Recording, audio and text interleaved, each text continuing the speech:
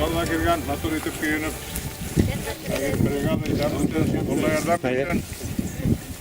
Korkuna başlap verdik. Hürmetli mexanizatorlarımız, iginçilerimiz, mine endi biz bugün sizin bilen Allah'a tapşırıp, endi zor ümitler bilen igin basularına kirip gitemiz. Endi көрүп турасыз, оңышларыбыз мол, Аллага шүкүр, Кудай Тагала бирди. Endi калганы сизден, бизден, шушы жерликте эшлөөчү халкыбыздан тура мол оңышлар жыйып алырга насип этсин Кудай.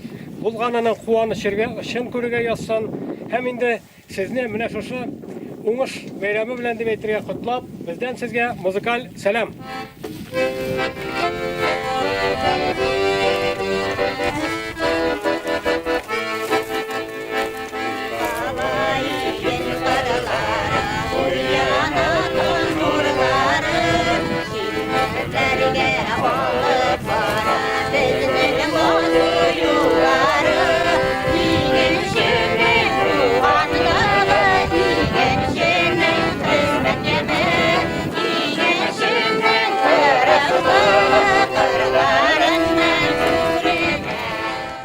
Budaylarım, basуларым, kırlarım, benim yaktı ümitlerim, jırlanacak jırlarım.